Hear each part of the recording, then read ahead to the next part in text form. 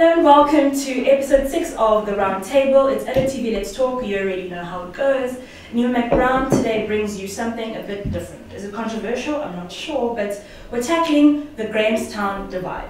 What does it mean to be Grahamstown West? What does it mean to be Grahamstown East? What is the Rhodes bubble? I'm joined by 3 very beautiful ladies, and we warn you, it's female firepower. So only the brave should watch. No, I'm kidding. But 3 beautiful females. We have Peach, Paige, and Naomi. Naomi, how are you feeling today? I'm fine. It's just hot. It's just hot, right? Which is why you're having an iced tea today. Right? It's delicious. It is. You're satisfied? I think you're not going to walk out. Guys, by the way, AK walked out of the News 24 interview. Who's doing that? I need to know. It might be. What you say? Just get it out of the way. Are you good now? No. Okay. I'm fine. Peach, you're not going to walk out. No, no. You're happy. Yeah, I'm good. Look at her, she's always so distinguished. I know, Peach is right? great anyway. She's like And her the name queen. is Peach. How lovely is that? She's like the queen of this stuff. Okay, enough girl talk. Let's get into it. Paige, I'll start with you. What do you understand the Grahamstown divide to be? You know, it's actually quite an interesting topic. And in first year, I don't know if you guys ever experienced this, but it's almost like you come into this town, you come into Rhodes in particular, and everything else is bubbled out. I often feel like a nuclear explosion could go off from past new streets. And I wouldn't know, yeah, I wouldn't know a thing. I wouldn't know a thing outside the little Rhodes bubble. Okay. From anywhere else to the world, even to our further town, it's like 2 different worlds. Okay. Peach, are you going to jump in? What do you think? I just think it's very different because when you come in from the location, so it's very different, very formal. Then once you come in, I think that's by BP, and then you come into Rhodes. Rhodes, yes. It's, you just see something different, the way that everything is set up, the people and stuff like that. So it really is like a bit of a bubble in terms of everything, in terms of maybe the economy, socially, and the inequality between the two. Also the inequality. Okay. Now Naomi, it's been said that there's literally a boundary, like there's a line on the ground. There's Rhini, there's Grahamstown, and then there's Rhodes, which is part of Grahamstown. How do you feel about that? Definitely. I mean, you know when you leave the Rhodes campus, you go across the road to Debonair's and you can feel the difference. Yeah.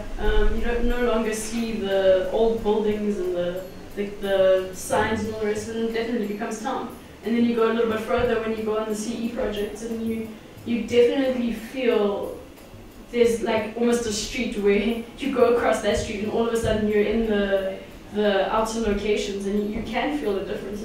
It's shocking and it's sad, but it's true. You can definitely tell the difference.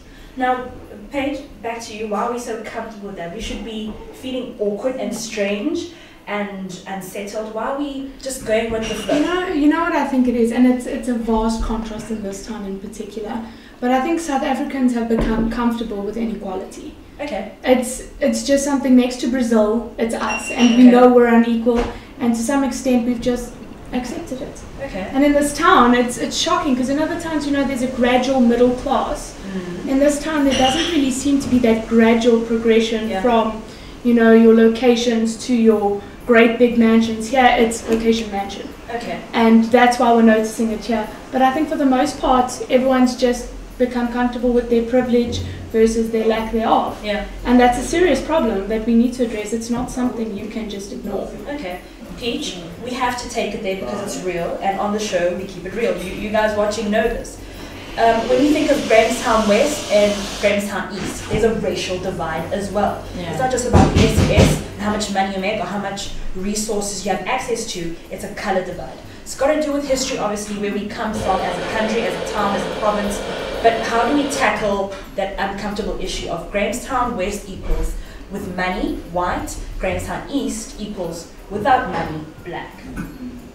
It's actually very touchy because I think maybe people that are at Rhodes will try, most people at Rhodes see the divide. And I think you can see it in most cases when societies have to do community engagement.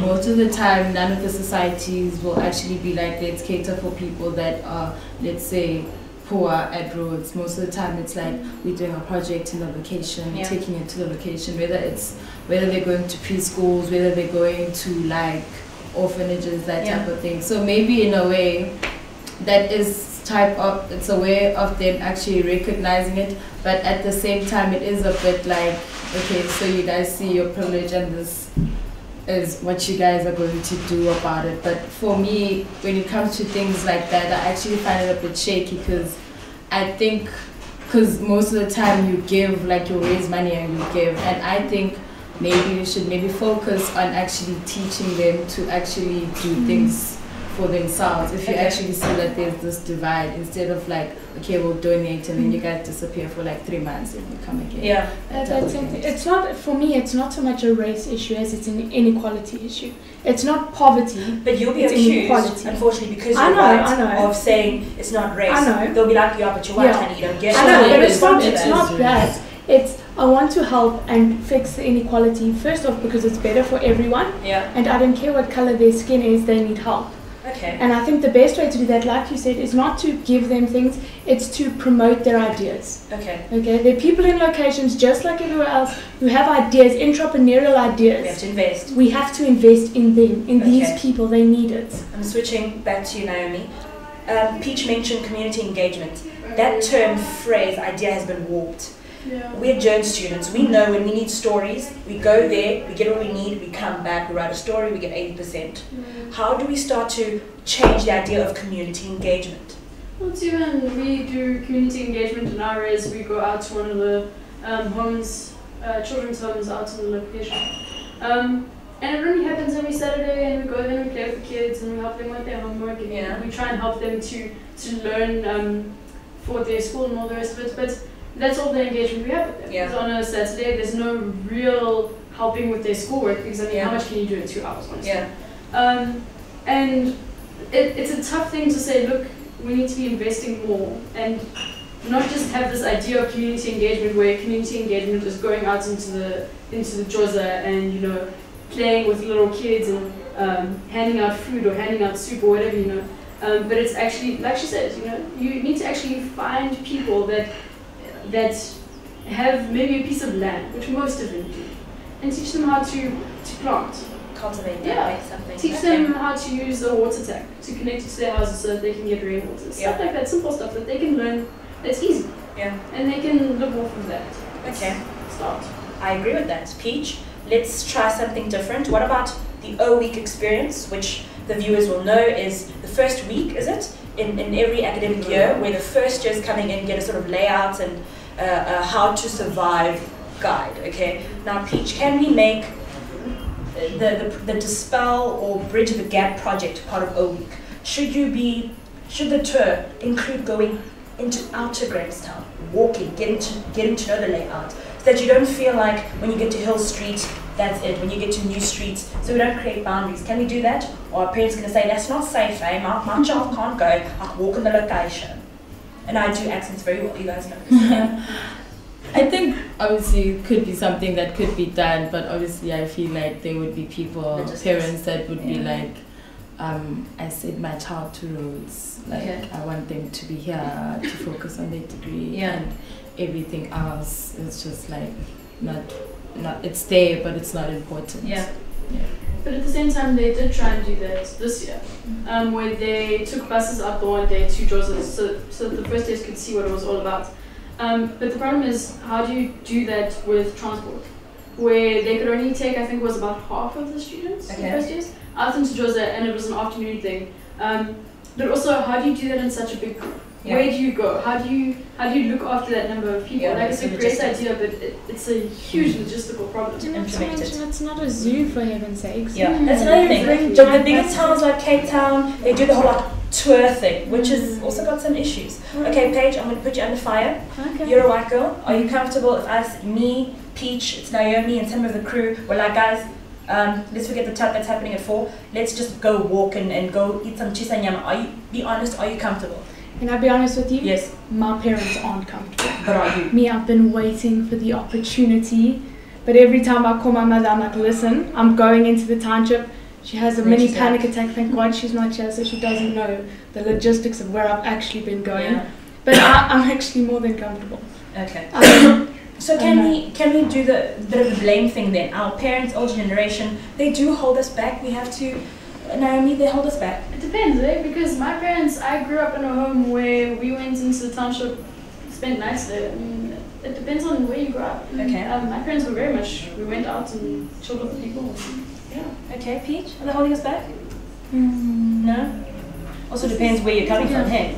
I think it's a thing, we can't create this idea of fearing a certain section or a certain group of people in our country. That's problem number one. Okay. We're considering people as other Yeah. based on their class, based on their financial status. Yeah. And how can we be expected to consider them as humans, to consider them as a part of our community and worry about that section of town if we're not seeing them as people? Okay. Peach, I'll switch it. As a black female, are you comfortable cruising into Grahamstown West? Just going to check out the vibe? Yeah, surely, but obviously I wouldn't do it. I wouldn't go alone. I'd go with people. Someone familiar. With the Grahamstown West, or you mean with us? No, you mean if I would go with you guys? Yeah. What do you mean you'd go with people? Who are the people? Oh, like I was maybe my friends, because Okay. we've been there before. But I mean like I wouldn't just go there alone, because obviously I don't know anyone there. Okay. What would I be doing? Okay, so you need even if you're going into, whether you're going from west to east to west, you need a point of reference. Because it's also the whole thing of, when you're going into a space you don't know too well, you can't get there and behave in a way which is going to offend people. So you still need someone who's going to help you familiarize, assimilate properly, which goes back to logistics. Yeah, and bringing buses into a town. Okay. Interpreters. Interpreters, language. You also need to teach them the cultural differences. You can't just expect to go there and know how to not offend someone. Yeah. You need to know the cultural differences. Yeah. But that all boils down to attitude, guys. What are in these conversations at Res, in the lectures, at the cave, what are we saying about language, about Grahamstown West and East? When we're at Fry's, when we're at the Rat, when we're at Oldies, at wherever we are, what are we really talking about, and how does that translate into our actions, right? How do we change it? How do we change it? Okay, ladies, we have to conclude parting thoughts. I think it's something that needs to be discussed a whole lot more. Okay, we have to keep talking, right? We have to keep talking Yeah. around the table. Yeah. Okay, I agree. Peach, parting thoughts? For me, I think within the wider Rhodes community, especially when it comes to community engagement, should be more about sustainability, and then when it comes to just normal people, it should, I think the attitude, there's this attitude that when you go into the location, it's going to be dangerous. You need to take care of yourself. So there's that attitude that there's gangsters or there's thugs who are going to, who are not around you guys when you guys are in your street fires, whatever. So I think the most important thing is our attitudes. Attitudes. Kate, in 30 seconds, what do you have to say on this topic? This is a really big social issue, and we need to address it as a community. We can't assume that it is Grahamstown East and Grahamstown West. We're one community. Yeah. Okay. Guys, once again, young people around the table willing to talk, voice opinions, and it's clear that we want to start being more active, getting into the issues. If it's uncomfortable, that's good. It means there's progress and change and debate, but we're moving forward. LOTv, Let's Talk, the round table did it again. Wonderful conversation, beautiful people with thoughts. We're smart here. And tackling the issues one show at a time. Please join us for episode 7. Anima, McBrown signing off.